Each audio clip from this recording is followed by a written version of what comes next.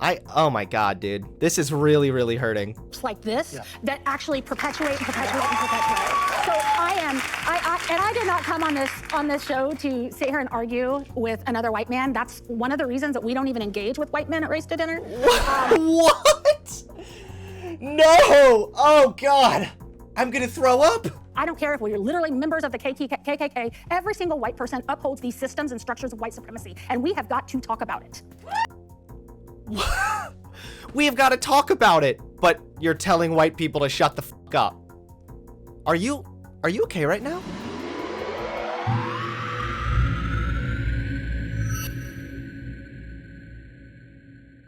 So Jon Stewart, he is a guy. He has a late night show. And recently, he dropped a video that is very, very cringy. The dislike to like ratio kind of indicates that.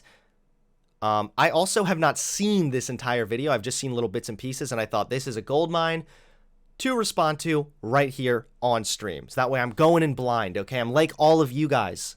I'm just ready to fucking deep dive in this, and I'm ready to expose myself to whatever kind of disease we might be embracing today.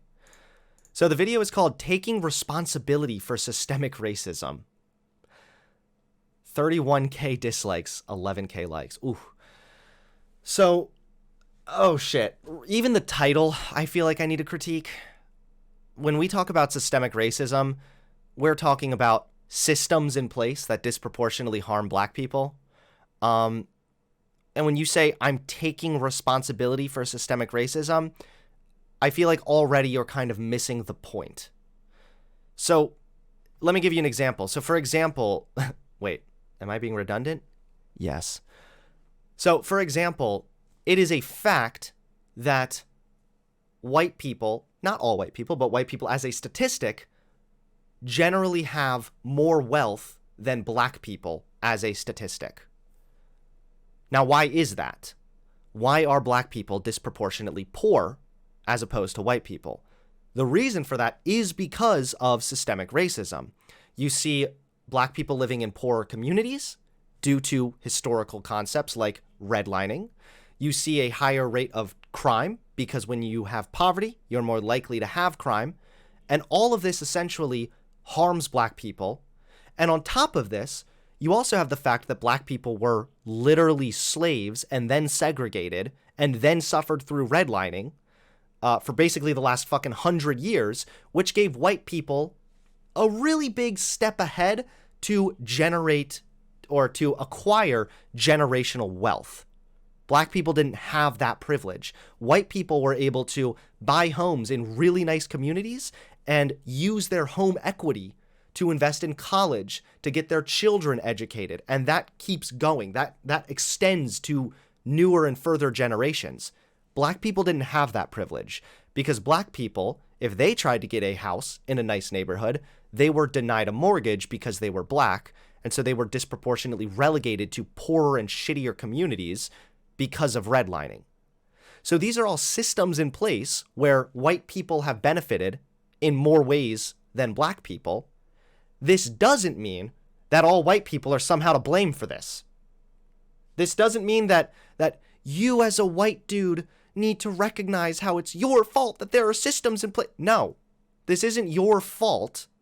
Now, do white people benefit from certain systems that black people don't? Sure. Is it good to recognize that? Absolutely. You should recognize how those systems are at play here. By phrasing the title as taking responsibility for systemic racism, like, Jon Stewart, was it your idea to do redlining? Did you decide to do the drug war? This isn't exactly something you take responsibility for.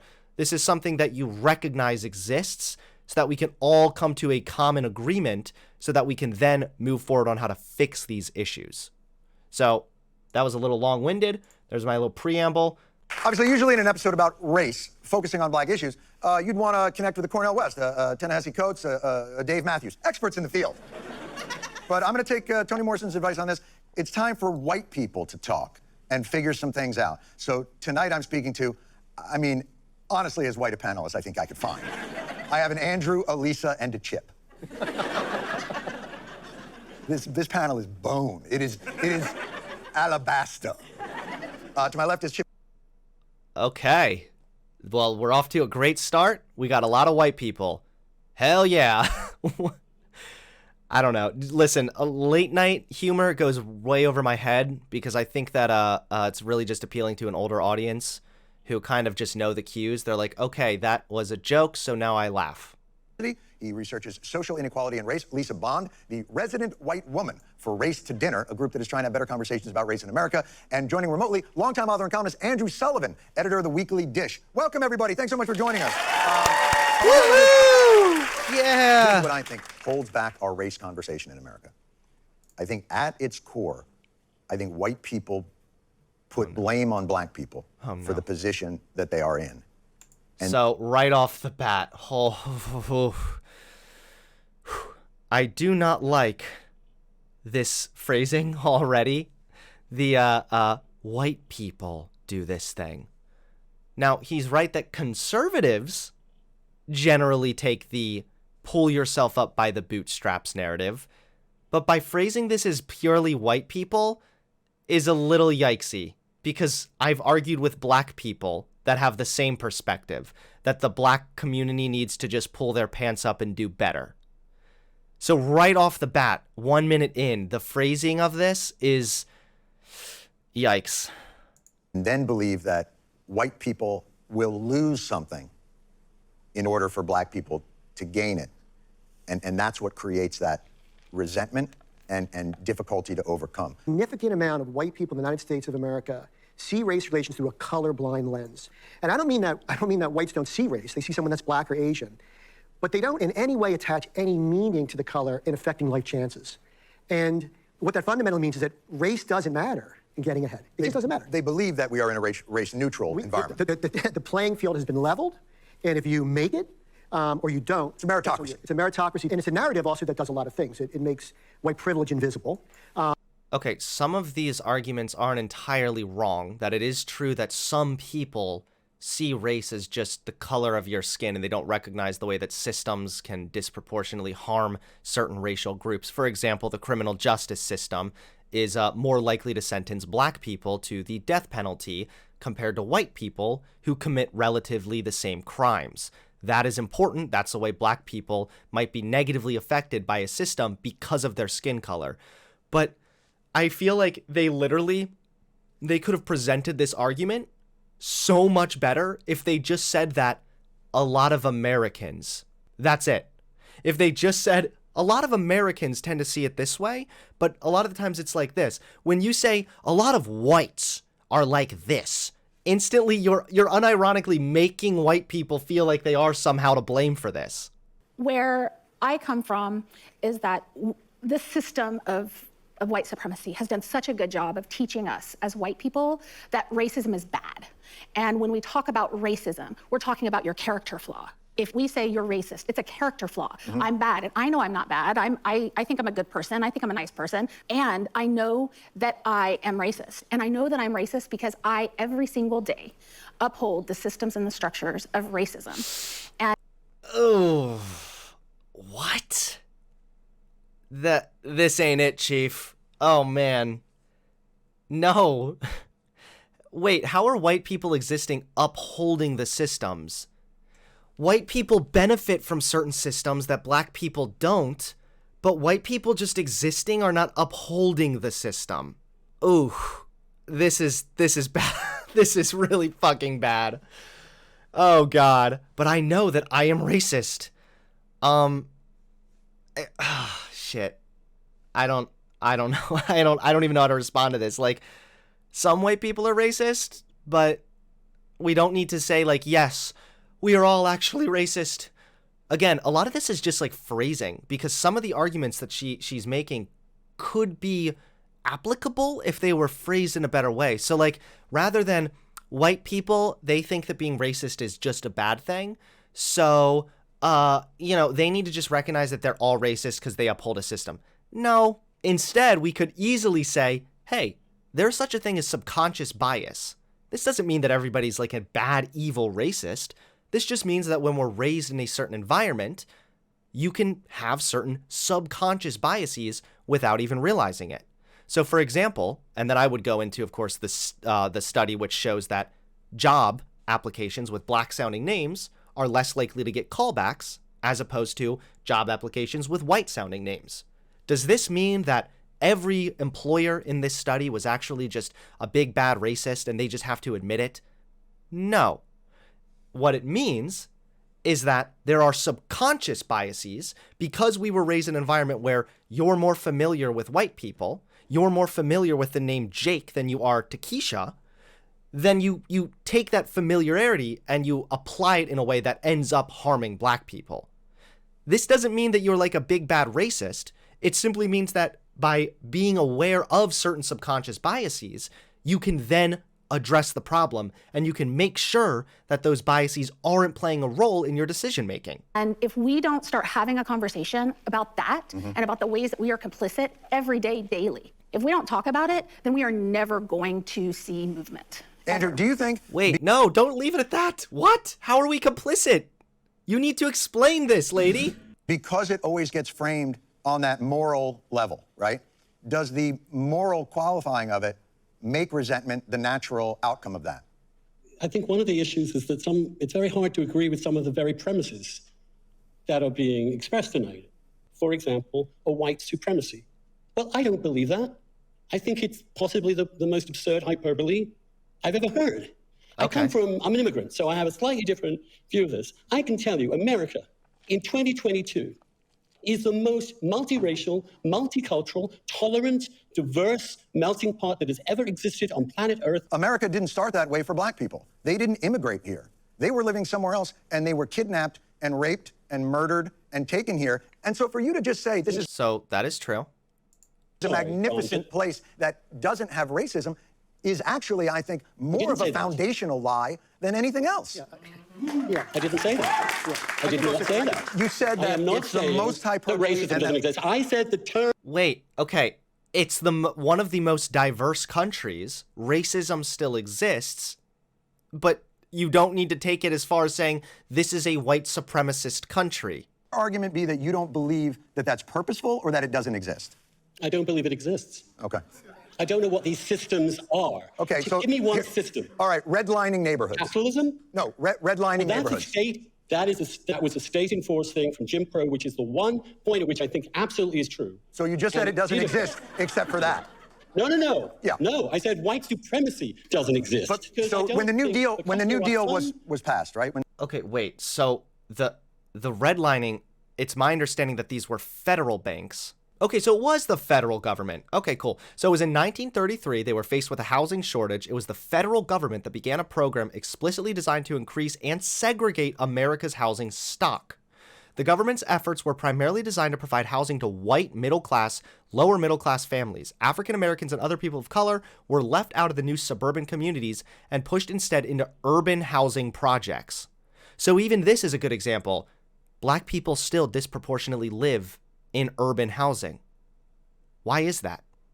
Why do you think that is? Do you think it's because they're all dumb? Or do you think that there was a explicit move by the government to segregate black people? Examines the local, state, and federal housing policies that mandated segregation. Yeah, but this was the Federal Housing Administration, which oversaw all of that. So it might be a little bit different on a state-to-state basis, but it was still a federal effort. And then they go on to explain how this old housing policies have had lasting effects on American society. The segregation of our metropolitan areas today leads to stagnant inequality because families are much less able to be upwardly mobile when they're living in segregated neighborhoods where opportunity is absent. And this is still an issue going on today. when the New Deal was passed, black people were explicitly not allowed to have those loans. When the Homestead Act allowed white people to get an enormous wealth of land and be able to farm it, black people did not have access to that. Social Security. Slaves were freed, when Social Security came, GI Bill. black people, when the GI Bill, black people were not. So when you say to me, I don't get how this exists, I'm just having trouble figuring out, like, I mean, you're a bright guy. Like, what the fuck are you talking about? Honestly, like, Come on, what, dude? Ugh. These aren't even arguments. I can't even say that this is a dog shit argument. It's not hard to explain how there are or were policies in the past that are still screwing black people over today. So I don't know, I get Andrew, I know Andrew's history, but like, I don't even remotely understand what he's saying. about American history, because it is not in any way, people that have studied it, this is nothing like what he's talking about. No one is denying this awful history, nor is anyone denying. Great. So let's talk productively about what we do about it. I think the conversation is then this. We have an awful history. Its remnants are still felt today. We also have a great history, John. Say it again? We also have a great history. But I think you're minimizing it. You're suggesting that because I think by calling today white supremacy, you are minimizing actual white supremacy. You have an incredible diversity to condemn all. I actually kind of agree with this guy on that point. It's true. Like we are literally losing the meaning of the word white supremacy if we're going to say this is a white supremacist country. American history is racist, I disagree that they're generalizing all white people. The systems that were racist that were put in place. Systems. Yes. The systems that were put in place. I'd like you to explain exactly what they are. Well, I thought I explained it earlier about the GI Bill and about the New Deal. That's one thing. I want to know about these systems. I just explained it. Housing. That's food. One, and I've agreed that. Andrew, you're not living on the same fucking planet we are. Honestly. Okay, it's just everybody's making stupid arguments at once. It's just like a fucking dumb fuck argument factory. We literally have 4 chuckle fucks up here. None of them are making their points well. This guy's missing the fact that these specific systems they're talking about still have effects today, which is why we're talking about systemic racism. And Jon Stewart is still holding on to like the one housing policy, which is not the only thing that happened. There's also the criminal justice system that is currently systemically racist in regards to black people. There's policing. Since there's more crime in these communities, there's also more police officers there. Intuitively, that sounds correct because more crime put more cops, but then you have more cops, which means you make it so that black people have a higher likelihood of running into the cops and a higher likelihood of experiencing police brutality. All of this shit works together to put black people in a less than ideal situation, even nowadays. Dude, you have 2 people, an author of sociology or something, and a Karen of racism. How do you not know how to explain this? How is this local little privileged white explaining this shit better than you people? Come on. This is hurting me, dude. This anti-white extremism is Oh, losing popular support, is creating a backlash, is going to elect Republicans and undo a lot of the good you think you're doing. This is what happens. This is like we've gotten to the point now where we're just arguing over semantics here.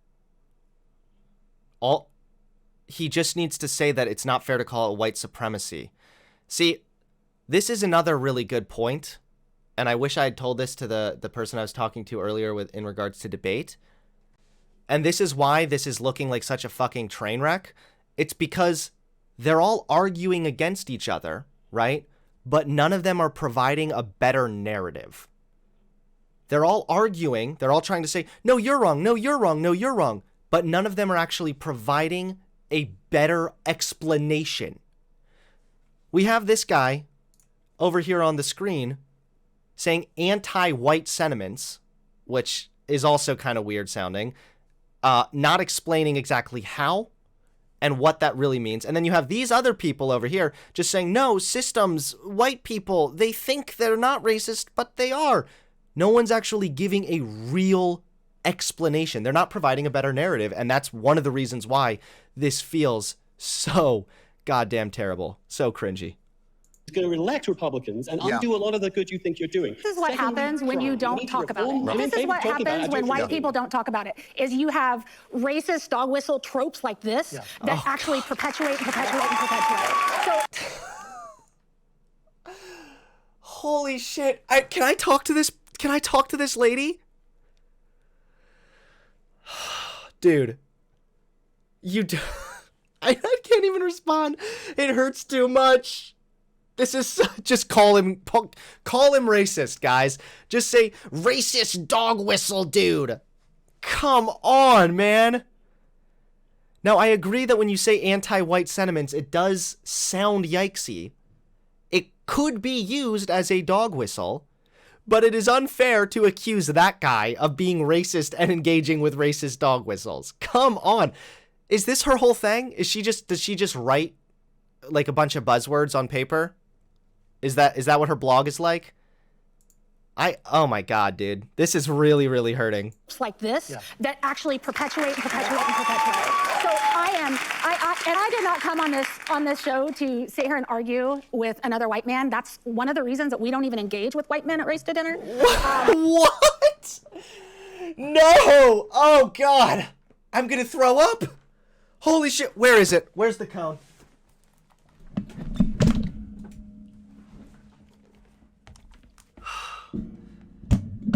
Karen. Okay? The cone says no. The cone has spoken. The cone must be obeyed. And the cone says no. This is killing me. This is hurting my brain cells worse than dipshit conservative talking points. Because I agree that systemic racism is a problem, but they're all delivering it fucking horribly. This is why we don't even engage with white people. Girl, have you looked in the mirror? You're white. How are you not engaging with white people when you host a show as a white person? Yeah, okay. She's the good white and everyone else is the bad white. I can't. Holy shit. I'm actually in pain right now. And then she just falls back on the fucking id bullshit. You're a white man, so I think that your opinion is invalid. Notice how they're talking about how talking about these issues can sometimes lead to resentment. Do you think that saying we don't even allow white people on our show and you're just white, so shut the fuck up, is helpful to the conversation? You just accused the other dude of a racist dog whistle, and now you're engaging in a tactic that literally, unironically, pushes everybody away. Like, Karen, I agree with you overall that systemic racism exists, but you are hurting the cause. No one else is going to agree with you when you use shit like this. Oh, man. I'm sorry, guys. There's only 10 minutes left, but it's hurting so bad.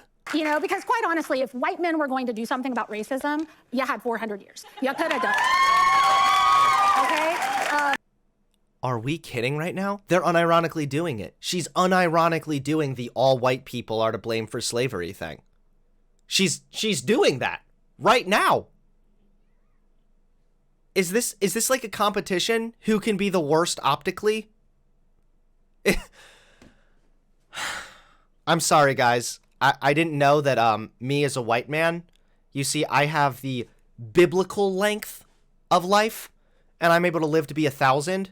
And for half my life, I decided not to do anything. Engaging this conversation and this deep hurt that Andrew has about talking about racism, and Chip, God bless you, but I'm gonna put everybody in the thing. All of us white people do this. I don't care if we say we're abolitionists. I don't care if we say we're progressive. I don't care if we're literally members of the KKK. Every single white person upholds these systems and structures of white supremacy, and we have got to talk about it. We have got to talk about it, but you're telling white people to shut the fuck up. Are you okay right now? Are you good, lady? Do you hear yourself talking? First of all, no. I reject this conclusion that all white people uphold this something. Or uphold this racist system. That's bullshit, okay? You can just talk about how white people are sometimes disproportionately benefited by certain systems, and how black people are disproportionately negatively affected by some of these systems. Second of all, again, I know I already said this, but it's too funny to not say it again. How do you say, we need to talk about this in the most shrill Karen voice imaginable, right after saying, no, shut up, you're white? You're lady, you're crazy. You're literally crazy. And the fucking audience is actually killing me too. Are there signs that say like clap and cheer now? Or is she unironically, or is the audience unironically just like, yeah, white people bad, including me?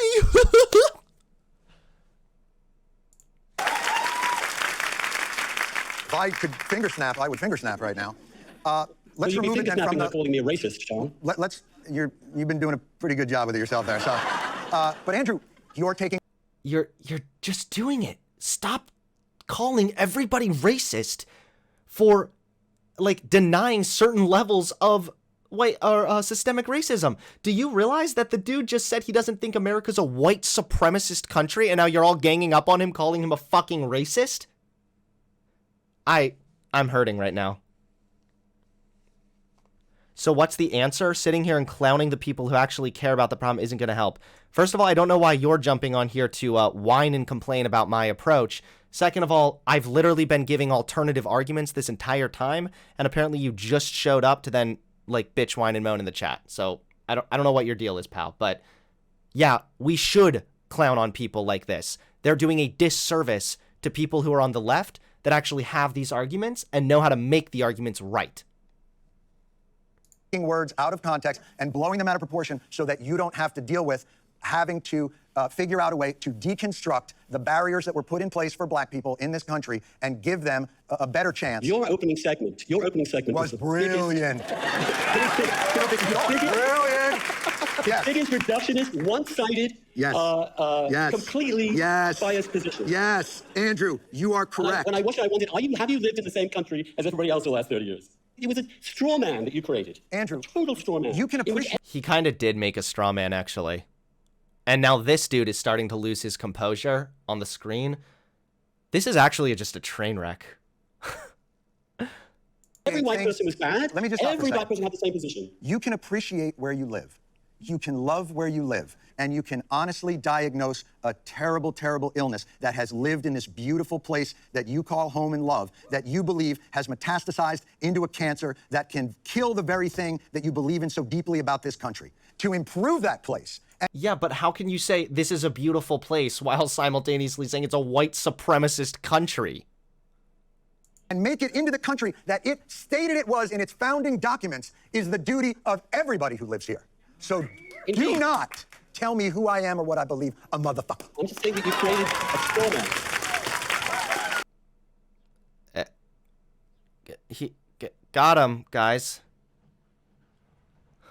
I apologize.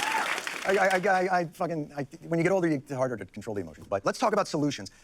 Lisa, I'll start with you. What is the future? How do we heal a country that has a really difficult time dealing with this, as we see from people that I think like and respect each other. Do we want to do like a bingo? What do you guys think she's gonna say? Maybe white people need to realize that they're all privileged and upholding racism again, like what she's already been saying the whole time? Still can't have a conversation. I think the first thing that we need to understand is that all of us white people have a responsibility to engage in these conversations regularly. But when it gets hot. Wait, what? Do I even need commentary here? Or can we just all just laugh at the cognitive dissonance here? Holy shit, all of us white people need to have this conversation regularly. You just got done saying you never allow white people on your show. You just got done saying white people need to shut up. Oh man. This is the she's the worst on this panel by far. Not like this, what do you do? How do you back out of that and remind everybody like, hey, okay, let's take a breath. I think we're all decent, good-hearted people who are trying to do the right thing. We differ in how to do it. Yes, I think that we have to know that we have to hold people accountable, but we also have to hold them with grace and with compassion, and we have to do each of them. Literally, she is contradicting everything she just did in the last fucking minute. Is this a joke? This feels like an SNL skit. Show them with love and compassion, but no white people allowed on my show, even though I'm white? Are you okay right now? I think this lady may have taken a, I think Karen here took too many shots of wine before getting on here. Dude. It's so sad, too, because systemic racism isn't actually that hard to explain if you can explain it decently enough. But when we have Karens, and I'm going to keep calling her that, by the way, when you have fucking Karens up here contradicting everything you just said 5 seconds ago, all you do is you give ammunition to the right, and you give ammunition even to moderates, even to people that are like, I don't know, systemic racism. What does that mean? You know, what exactly does that look like? And then you have some fucking idiot up here saying, yeah, well, actually, that means all white men need to shut the fuck up. We're all in a white supremacist country. And if you are the color white, then you probably have signed up for the Klan. Oh, and all white people are responsible for slavery. No more of this, man. Are these people leftists? Are they liberals? I think that maybe once you, maybe we should just, you know what? Let's not do the, let's not be discriminatory based on people's politics. You know, I think what we need to do is engage in some ageism. I think that now moving forward, if you're over the age of like 40, you're not allowed to talk about these things publicly. You're just not. You're either a fucking far-right conservative or you're like this stupid Karen right here. All right, new plea. Bring back ageism. That's just a joke. It was only sarcasm. Please don't cancel me. I love you all. Lisa's point, I think at the individual level, there are things we can do. At the big level, what I think is that a lot of racism, when you strip it away, it's about someone trying to take my resources, and status is a resource. We need something akin to a New Deal, to something to a Marshall Plan. We basically, instead of building another B-1 bomber or another carrier, basically we invest in our infrastructure, schools, bridges. I mean, the list is very, very long. Right. Andrew. Okay. Now what this guy's saying is actually pretty good. Thank you for somebody saying something that at least I don't need to nearly pull my hair out. That is true. Investing in the infrastructure is absolutely going to benefit. And, you know, I've said this before. Donald Trump even had a good idea. It didn't end up working, though. But it was a good idea, which was the opportunity zones. By providing incentives to certain businesses so that they will invest in those areas. I would think that's something actually that might appeal to you in terms of rebuilding infrastructure and things, because that's not based on it, but it's rebuilding areas that are entrenched in poverty and those things. It can be, absolutely, yes. But I'm sorry to say, I think just white people talking about this endlessly is not going to help actual black Americans to deal with it. I have certain ideas about that. I think we need to focus intensely on young education. I think education is crucial. I think figuring out a way to help black kids have a stable family. The truth is, yes. if you have a two-parent married home.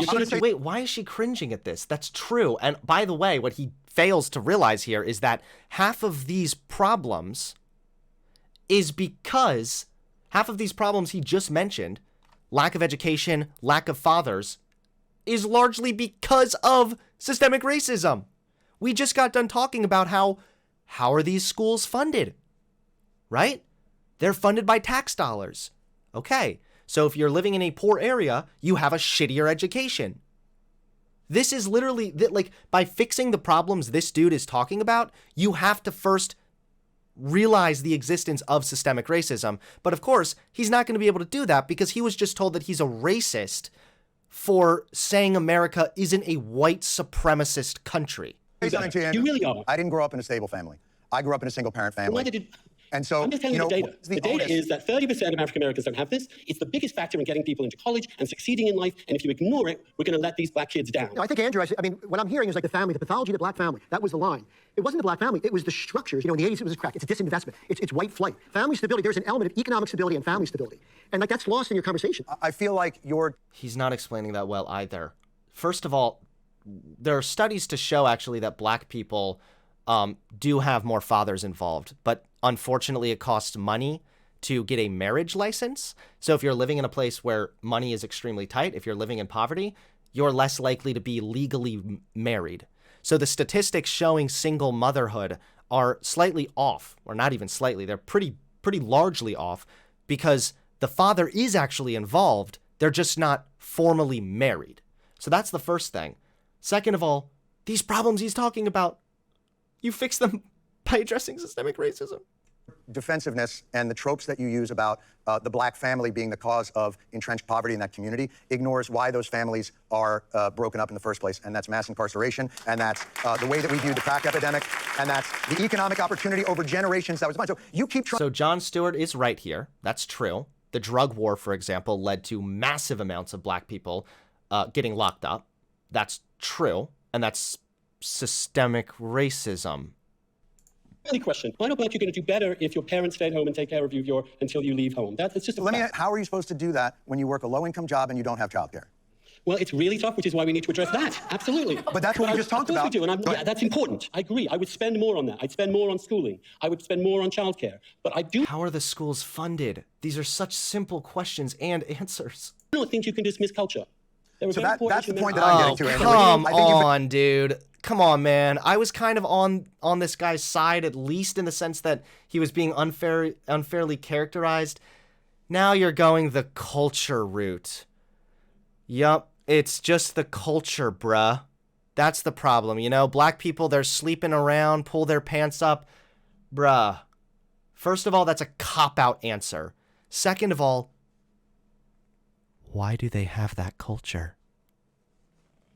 Maybe you should think about that. How is culture formed? Do you think black people are just like intrinsically more likely to have like the gangsta culture? Or do you think that they're racist policies that contributed to poverty, which contributed to more crime, which contributes to a more adversarial relationship with police, and in turn, when you're in a community that's more adversarial with police, you're also more likely to turn to outside protection. You're more likely to turn to gangs. You start seeing gangs in a different light. There are so many different ways as to how this is affected. They're all missing the point. You've been dodging around. What do you mean by culture? I mean, a culture in which the family unit Mm-hmm. is not as strong as it might be, and in which the sense of making it And a why minority is it not as regarded strong as something it might that be? You're not talking And that's, about I think, the source everybody. of a lot of our problems. You're talking about I black am, people. but- Why do you think you seem to feel like somehow black culture is uniquely destructive to family? Why? I don't, to be honest with you, I'm just telling you that's what is the truth. The 30% of the still born out of wedlock. It's only born out of wedlock. I mean, it's a complicated question. Well, that's why I'm asking you to explain it. Tell me. It's also a function of, well, I think it's a function of social conservatism losing its grip in African-American communities. In the 1930s, the family retention rate, the marriage rate, was, I think, in the 80%. Oh, God. Now I'm getting even more triggered. So this is another really common conservative talking point you'll hear. Well, back when there was still slavery and Jim Crow, the black families stayed together more. First of all, if you're literally oppressed in a broader society, yeah, a community is probably more likely to stick together. Second of all, when we had things like the New Deal and other things that provided more economic mobility for women specifically, now women no longer are tied down to their dipshit abusive husbands and they're able to pursue their own life. The reason we now don't see as much marriage is because women no longer need a man to survive in society. Yes, having a nuclear family, as in two parents raising their kids in a stable environment, this applies to gay people also, that is obviously the most beneficial thing for a child.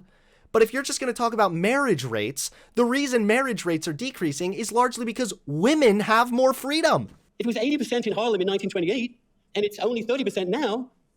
We need to get it back to where it was, but have a better chance for black kids to succeed. That's what I'm talking about. Because we care about black kids. So we'll look into that. They're just like being passive aggressive. They're not actually addressing his argument. Do they realize that he's winning this exchange? His bullshit. So it's women's fault at Hunter Avallone? Did you unironically take that away from what I just said? What do you mean? It's not women's fault. It's now that society has changed and women no longer are tied down to men. It's no longer a necessity. So we're going to see marriage rates decline as well. But secondly, I see people saying in chat, and this is a good point, let's say, for example, that the welfare system is breaking up black families at higher rates than it's breaking up white families. Let's just say that that's true. Now, I think you see the rate of single motherhood the rates go up across all races. I don't think that this is specific to black people, but let's say for the sake of this argument, like what this guy's saying, that maybe, yeah, there's welfare and that's fucking over black people. So what you're telling me right now is that there is a system in place that disproportionately affects black people in a negative way. If only there was a term for that, you know? Maybe like systemic racism. That's what we could call it. How much longer of this video, man? Come on. Oh, good. It's almost over. Thank God. Communities want a better quality of life. Whatever we have to do to get there for them to attain quality of life. It's not about broken marriage, please. It's about how do we get people to have the quality of life that we all as Americans deserve. I think that we can all agree on. And what a wonderful moment of kumbaya at the end. I've appreciated everyone taking the time to do this. Boy, as it pointed out, some fault lines we've got to recalibrate and find a way to be open to all different stripes of white people in the conversation, whether they be people who study it, people who spend their lives trying to change it, or people who are very upset about having to do that. They're treating this guy really fucking unfairly, and I don't know if they recognize the fact that they're literally letting this guy win the exchange. He's wrong, but they're letting him win by refusing to actually address his points and just snarkily being like, so basically you're just fucking racist? Thank you very much, Andrew Sullivan, Lisa, and Chip. All right, we'll be right back. Oh, wow. I'm actually I'm at a loss for words. This is very rare to happen to little old me, to be out of words, but holy shit. That was painful. That was so bad. Okay, so yeah, all you white people, come on, man. Why didn't you change racism 400 years ago? Uh-huh. Yeah, the woman really was the worst on this panel. Absolutely. I kind of want to look up her shit. Hold on, what's her name? Ah, here we go. Lisa Bond, Race to Dinner. Does she have like a restaurant where with every meal is like a little card that's like, if you are white, you have upheld white supremacy today. Oh my God. Let's look her up. Lisa Bond. Here we go. Here's the website. Our vision, liberation, a world free of white supremacy, patriarchy, misogyny, all the isms, all the phobias and hate, a world where all of us human beings have value, dignity, respect, and we need to live how we choose. Okay. 8 women at a time. We believe that no action can be sustained without community. Yeah, just, no white people allowed. Do they have like a policy? Is there like a policy anywhere that's like, if you are white, please exit the website? I hate the fact when these chuckle fucks unironically play into the right-wing stereotype of like the lib cucks. It does a harm to all of us. To everybody that actually tries to argue that systemic racism is a problem, people like this lady do a net harm to that cause. I wish that Jon Stewart would have me on next. Oh, shit. Wait. Choose a plan? You mean you pay for this? What? $750 to unravel the whiteness within? This has gotta be a joke. It'll get you radically honest conversations about race. About our racism. You'll have access to these amazing resources. Race to Dinner Handbook. And the White Woman's Salon. I can't believe this is real. Is this a joke? You know what? Are we getting trolled right now? Is this lady like a massive conservative trying to make the liberals look bad? Is that what's going on? Is this like a right-wing psyop? Race to Community is an year-long community building program. I'm not usually one to be a stickler for grammar, but it's a year-long community. Hey, if I'm spending $750 for this shit, then I bet the description better be spelled right. Race to Community is a year-long community building program designed to help white women unravel the whiteness within. You've heard of my dark passenger, right? Well, I have the white passenger. Release the whiteness within. Is it like the movie Alien where it's like, it like breaks out like a little Klans member just pops out of your chest? Is that what this is? During this time, you'll participate in an 8-week learning program and continue meeting as a cohort twice a month for the remainder of the year. Over the course of the program, you will engage in deep introspection surrounding your own internalized white supremacy, participate in group discussions through our online forum, and build community with cohort members. This program is for you if you are a white woman committed to tearing down systems of oppression that impact us all. All right, white women, are you ready to spend $750 to be told that you are a white woman with white supremacy inside of you? You understand that you need a community as you strive to live an anti-racist life. You are stuck on your path. You know there's more to be done, but you don't know how to proceed. Well, sorry, Lisa, but you didn't really show a very good example on the little panel. You're scared of making mistakes or confused by your own fragility. You want to build a white identity that is not based on whiteness, white supremacy, or the oppression of Black, Indigenous, or other people of color. How is like a white identity intrinsically based on white supremacy? I don't know. What you'll pay, $750. That's right, ladies. All you oppressed white women, take it out of your wine fund, ask your husband for his credit card, click that buy button, and release the racism within. I'm just surprised. For women with financial barriers. So if you have a problem, if you don't have $750 just to put down to hear how you're racist, then you can pay monthly for only $15 a month. There is a free one. I guess I can't. Oh man, I would love to sign up, but I'm a white guy. Damn it. Well, that hurt. This is going to haunt me my nightmares. Don't forget to hit that subscribe button and click the bell so you get notified when I drop a new video.